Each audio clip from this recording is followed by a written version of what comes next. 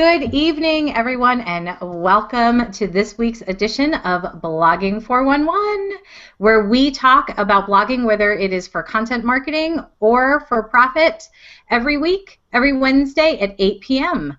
My name is Nicole Murphy, and I am with MomComplicated.com, and I would like to introduce my co-host, Allison Carter. Welcome, Allison. Hey, thanks for having me, everybody. It's happy to be back. I got to do my first hosting gig for a Google Hangout last week because Nicole wasn't able to be with us, and I did it. I think it worked, Nicole. I think I figured it out. Anyway, my name's Allison. I do content marketing, content strategy, and writing for companies of all sizes and organizations of all sizes. AllisonBCarter.com, and I started off blogging 5 years ago and ended up selling that blog and still blog for fun on my own. Whoop, that's awesome. And we are so sad that this week we're just always one man down, it seems like. And so Randy is not able to join us this week. But we're still going to go ahead and talk about summer blogging. And I think as I'm sad that Randy's not going to be here because I feel like, and I'm not going to go do the women versus the man thing, but it might be a little bit different if you're a husband versus a mom and a wife when summertime rolls around, especially if you're on a traditional school calendar and you've got kids. But so fill us in. This is my first year as a personal blogger. When I was a content marketer, I just kind of powered through and, we talked about what are you going to do? We talked about like if you had Fridays off or, what your summertime work schedule was. But this is a totally different beast, and this is the first summer that I'm going to have the kids home with me as well. So, Allison, I'm looking to you to help me out and give me some pointers. Help me, Allison.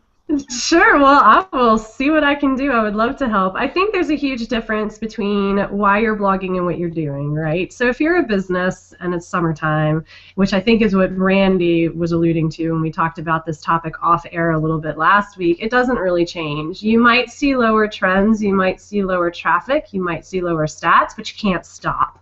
The internet doesn't disappear for the summer. SEOs don't, your SEO power doesn't disappear. All the reasons why you would do content marketing and blog posts for a business still exist for your business, even if the lazy summer days are upon us. So there's definitely the component of why you're blogging. It's a little bit harder, I think, with those of us who have the personal blogs who don't really need to keep blogging to sell product. However, the blog is our product.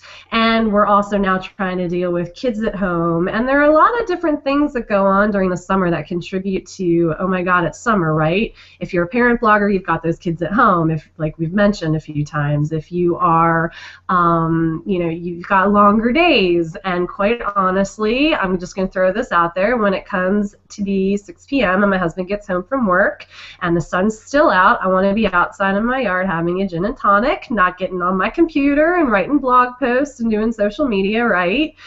We got pool days, and people are starting to log out too. When it comes to starting to think about summer blogging, the first thing that I think everybody needs to do is start to look at your stats. Usually I preach this whole thing of don't be in your analytics too much. Analytics gets in your head. Like step away from it every now and then. Don't look at it every day. But when summer starts to roll around, I think that if you have last year's stats, that's even better for you. If you have analytics that go back to last summer, you want to start there. But really do take a solid assessment to see if you're seeing a decline in traffic. You might be seeing a decline in traffic because your audience isn't online as much, and that's perfectly legitimate and perfectly reasonable, but you know what? I hate to break it to you, you might not either. If you're a parenting blog and you offer parenting tips, people might be coming to you in the mornings to say, okay, well, what can I do to keep my kids entertained all day today? I need some tips on how to negotiate summer. I want summer bucket list ideas. That's really popular. I want printables to use with the kids at home. So, start by looking at your stats to see if you really are seeing a decrease in your analytics, and I would start from there. That's a great point. And also, when you were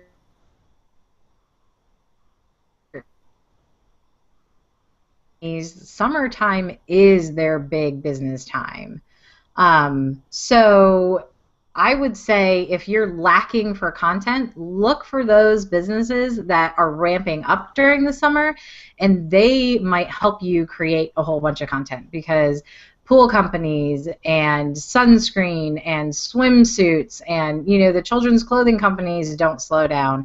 So they have social media teams helping, and they have already researched all these topics and they've already laid out a very comprehensive marketing plan and what they're going to be talking about. So you can definitely like kind of riff off of that and look and see what everybody's talking about, to kind of, you know, help yourself. But also, if you've been blogging for a while, I would totally do some top 10 favorite posts. Like, gather around your top 5 favorite whatever and throw it out there. You know, if you've got some good crock pot meals, who doesn't love having dinner ready and you're not making your house like super hot? So I would definitely say, you know, kind of gather some of those things around and do that, because you're right. We were just talking about that off air, that it's like, oh, you know, it's kind of the end of the day, and here we are getting online and doing our show, when really we probably should have just we should have set up our computers in our back patios and had our feet up with and talked about, you know, summertime blogging. With gin and tonics in hand, clearly. Absolutely. But, you know, there should never be, even though you're hitting the summertime, there should never be a lack of topics available to you. I think that the hardest part is feeling inspired still and having time. And I think when it comes to summer blogging, those are the two biggest things that we encounter as bloggers, right? Like I mentioned, SEO doesn't go away. Your social media does not go away in the summer. Your viewers are still around. They might go to the beach for a week, but they've still got 9 other weeks of being home. So finding that inspiration and finding the time is really, I feel, what summer blogging ends up, that's where the challenges are. So, you know, how do you manage that? I think that one of the biggest tips that I could give anybody in a little trick is to get guests in for the summer. Brilliant. A couple of summers ago, there was a blogger that I had never met before. We just happened to be in a face group together, and she said, I've got a really busy summer. I would love for anybody to want to come over and guest for me. Like, I'll open it up, whatever you want to talk about it, and then I'll give you some of my posts that have been really popular that you can kind of repurpose and use. And it's great because, you know, from a blogging perspective, you get in front of a whole new audience that way. You get in front of a whole new social media team that way. You incoming link for your SEO purposes, and you're also offering something of value to your audience as well that you didn't previously have. So one of the easiest ways to kind of stay inspired, to keep new topics coming in, to keep new content coming in, is to pair up with some people and solicit guest posts and guest ideas. Like Nicole talked about, roundups are good of your repurposing old content, finding ways to use old content. That stuff is a really good idea. So Christopher Penders, hey, is with us, and he made a comment. Basically, let's get fancy. Saying that's why I write my blogs a month in advance with 3 blogs I'm writing. As I've said here before, keeping ahead of the curve is the only way I can write and stay ahead. And then the end of this says, with my CJP Photo News, my business blog, it's a bit easier to write for that blog because I'm always out with my camera. So absolutely. You know, it's funny because as soon as we started blogging, my sister and I, one of the first things that I thought about was Christmas. And my December is very protected in my house. I try to have absolutely almost like the smallest amount of commitments possible because I really enjoy that month, and I've made the mistake of overcommitting during that month and being miserable. So one of the first things I said was, okay, I'm going to prepare, and we're going to, you know, I'm going to have December laid out like by early November. And what I didn't know as a novice was that I should have been thinking about summer the same way. So I think I might, for me, to stay motivated, I think I might have to get up early in the morning and just get it done. And it's almost like exercising. Like, just get up, do it for yourself, get it done, schedule what you need to schedule, and then you have that off of, your back, and you can enjoy the rest of your day knowing you got that done. So it might require a little bit more organization, and even though you're staying up and having a couple cocktails at night, you might still have to get up early in the morning, get something knocked out before you start your day. And the key is that writing in advance during the summer works a lot better, because I don't know about you all, but when it comes to my regular blogging schedule, I'm usually like, I should probably post something tomorrow, and it's 10 o'clock at night. I'm like, yes, I'm going to write this now, get it all ready to go, and then 2 hours later. In the summer, that doesn't work so well. In the summer, somebody invites you over for a cookout last minute. You want to be able to take advantage of the opportunity, so you can't sit down and bang that out. But if you give yourself a few days to get there this time instead of one night, it becomes a little less critical and a little less urgent. My hope is always that it's going to set me up with better habits that are going to continue into the fall, but that never happens. I mean, that I am who I am. But during the summer, just trying to work a little bit further in advance. And I want to say that it's not that you can't take some of the pressure off yourself, right? Like, maybe this isn't your time to launch your biggest, newest, baddest, bestest thing, but this is a time where you do want to try to keep going. Don't let yourself lose any momentum that you had. So, like Chris said, in advance is great. Another thing that's really important that can really be a time-saving tip for all of us, especially during the summer, is automation. Mm-hmm. Like, get on your Hootsuite, and even if you are not at the point yet where you've got your blog post done, you've got the link, and you can schedule, your blog post, go ahead and just schedule some Twitter activity ahead of time. Any sort of Twitter activity. Maybe you just want to post a question and say, what y'all doing this summer? Say like, gosh, it's such a great summer. I'm at the beach this week, when you're going to be at the beach. Just schedule something in some sort of voice so your social media doesn't sit there dormant, and you can use automation to help with the time management aspect of that. Because let's be honest, we also don't want to be sitting there at the pool or at the beach like typing away furiously because our phone's dinging. So plan some automation in there too. That's excellent. That's a great point. Also, something that we're doing, and I don't know if this goes for everybody, but we're doing it since we're in our first year, there's a lot of housekeeping that needs to happen. And since this is a slow time, well, we're going off of that this is a slow time basically just from listening to fellow bloggers talk about it. And so we're like, ooh, a slow time. So we are scaling way back on how many posts we do a week, and we are taking that time to do a lot of behind-the-scenes maintenance and prepping for things that we want to launch in the fall, so that we're all buttoned up. So we're looking at our categories, and we're really kind of buttoning up our tags and just kind of doing all of that maintenance. We just did a little freshen up on the face of our blog, and so we're just getting really hyper-focused based on what we've learned in the last 6 months now.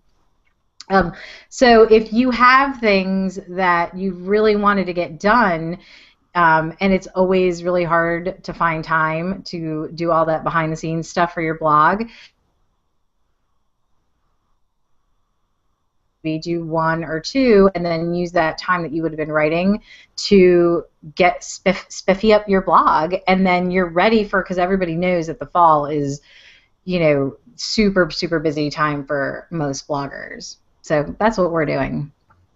Yeah, absolutely. I think that that's a great idea, and it's a great use of time if you have it. One of the other things you can do to take pressure off yourself too about, say you do want to keep the same number of posts a week, make them shorter, make them smaller, make them less intense, maybe less image heavy, maybe one really good pinnable image, and then let some of the other images go this time around. I will say too that if you're doing a reduced blogging schedule, just be cognizant of that. Maybe even let people know, like, it's summer, yay, we're enjoying this time. We're not going to be here quite as much.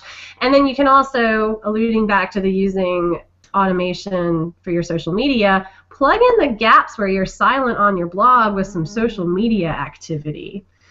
So say that you're only posting twice a week. On your off days, give yourself some social media voice so that you're not, as an entity and as a blogger, completely quiet and completely silent. So that's a good little trick that I use that sometimes around the holiday too. It's true. It was really when I've known this in the back of my head, but it's really funny taking some of the things that you've applied and even instructed your clients to do and then forgetting to turn it on yourself. And I remember our conversation. It was hilarious when I said, when we're not posting, we can just post and share other articles and just talk on social media, and that can be enough. And Vanessa was like, really? I'm like, yes. As hard as we're making it. Oh yeah, this is definitely, this is good, valuable advice and information, but that's not to say that Nicole and I are your reigning role models, right? No. We're trying just like everybody else. We're doing the best that we can.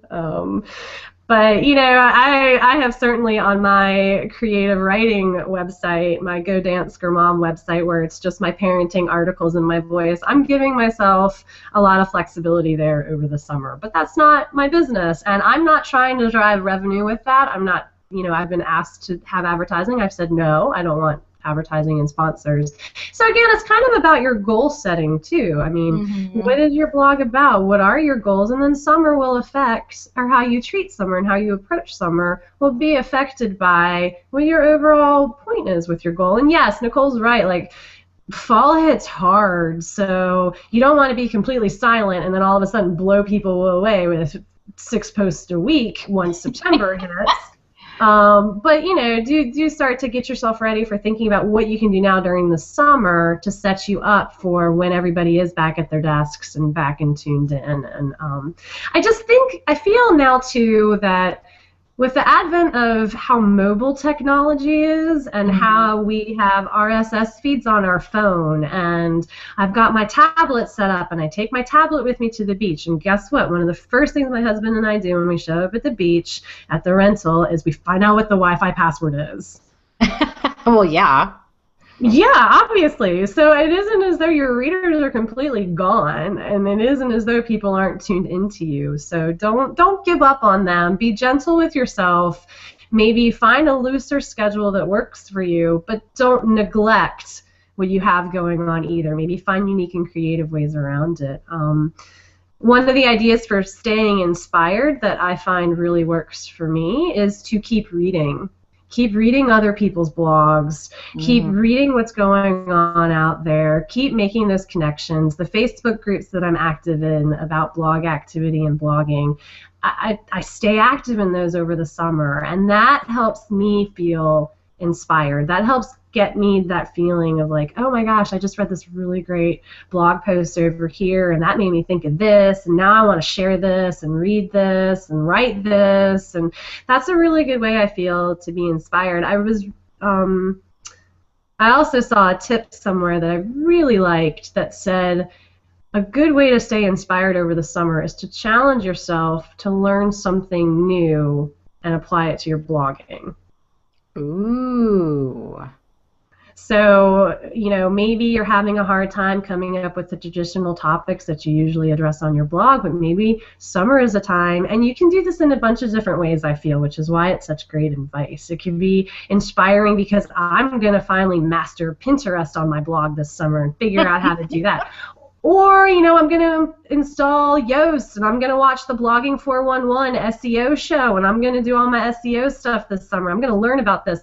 or it can even be some sort of public challenge that you're going to share with your bloggers. You know, I did for fun, I had a bunch of blog friends, and we did a clean eating challenge. Oh my gosh. And we rotated content, right? So each person supplied the content for everybody to use on their blog about their journey, and we did it as a team, and it was a challenge that we took on ourselves, but we also did it within our blog community, and it was great blog content. I got blog content from them.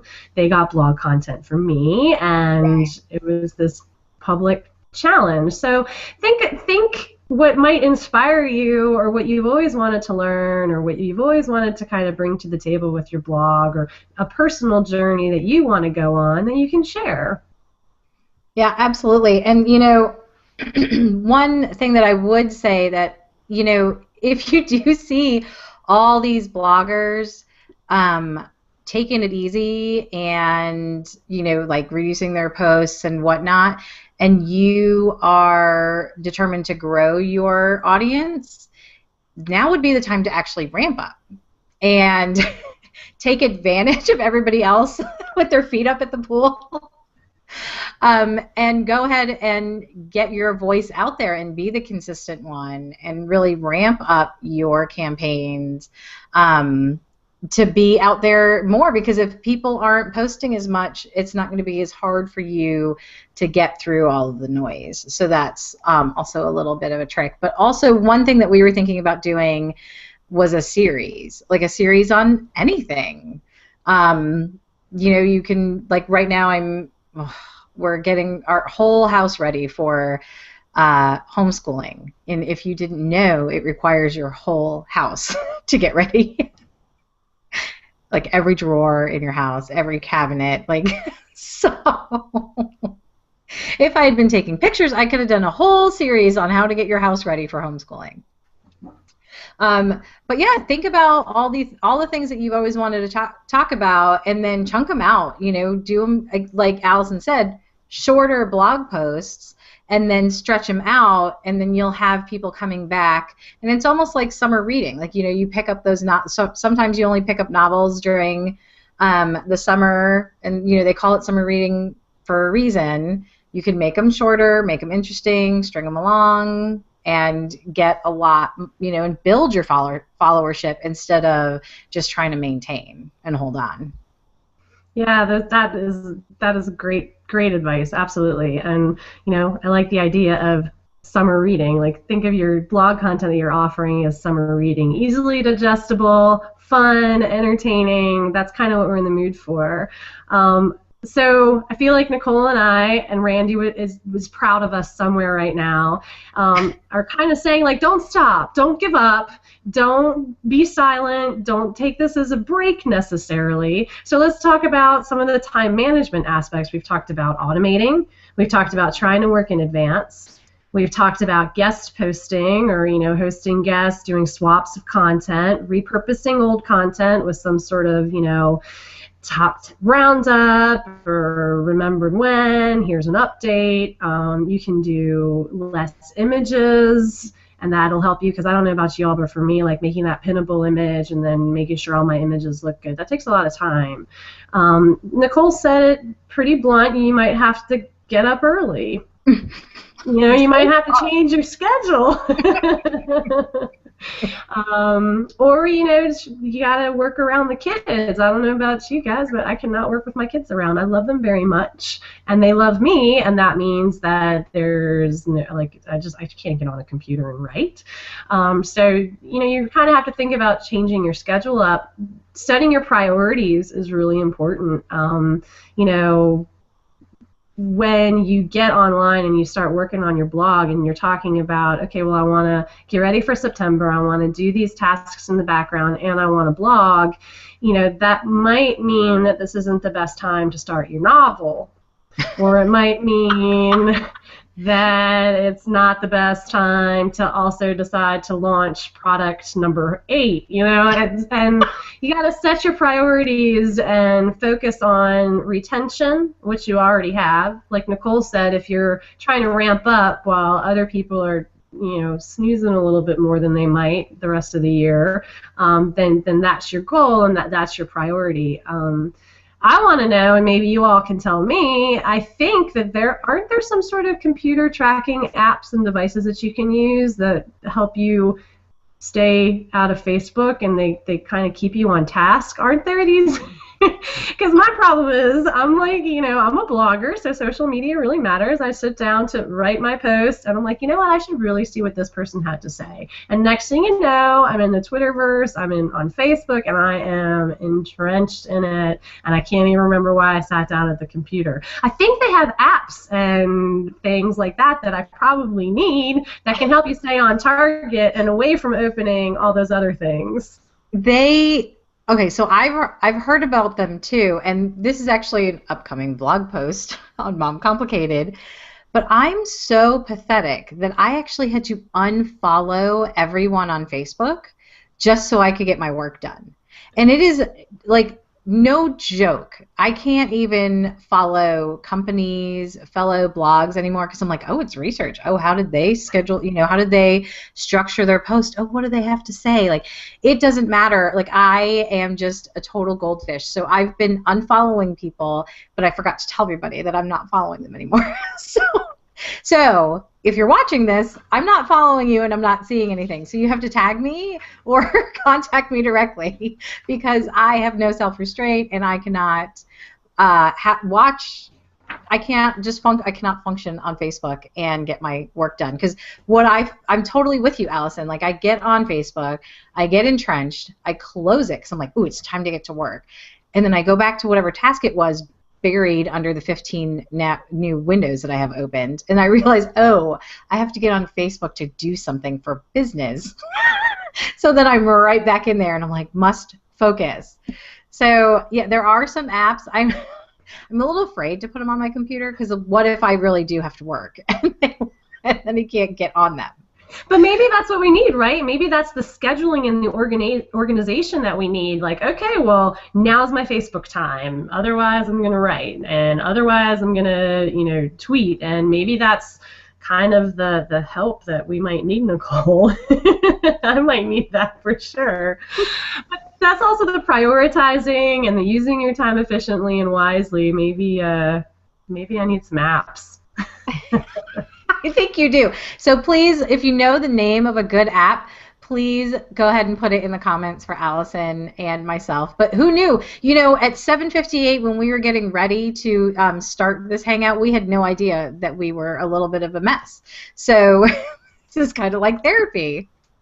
That 30 minutes later, look at that. You have me up at 5:30 in the morning tomorrow, though, to blog now, right? Is that what I'm supposed to do? Set my 6 a.m. 6 a.m. is really okay. All quite right. reasonable. But summer is fun too, and have fun with your audience, have fun with them, and with the content that you're bringing. Remember that it is summer. 4th of July is coming. People are going to have their 4th of July parties and vacations that they're looking for good information on. Start to get that ready to go. Don't put it out there on July 2nd and think you're going to get a lot of hits. You got to do it in advance. So there's a lot going on in the summer too. There are a lot. As a mom, I'm looking for books to pick up at the library for my kids. I'm looking for ways to entertain them at home. I'm looking for travel ideas. People are planning vacations. I'm armchair traveling through Instagram all the time. So don't give up. Don't be quiet, don't give up, but do give yourself a little bit of leniency, forgiveness, and try to plan as much as you can in advance. Awesome. Well, and thank you to everyone for joining us for another week of Blogging 411. And next week, we're going to be talking about AdSense 101. So if you're brand new or experienced, you might find that there are some tips and tricks that you are missing. Randy, if anybody doesn't know, and I'm going to go ahead and toot his... He's amazing at AdSense, and he has created quite a little empire for himself, and he does very, very well. So Randy, although he wouldn't say it, is a little bit of an expert, and he's very, very knowledgeable. So we're super excited that he's going to share some of his tricks and tips with us next week. So thank you for joining us, and we'll see you next week. Bye.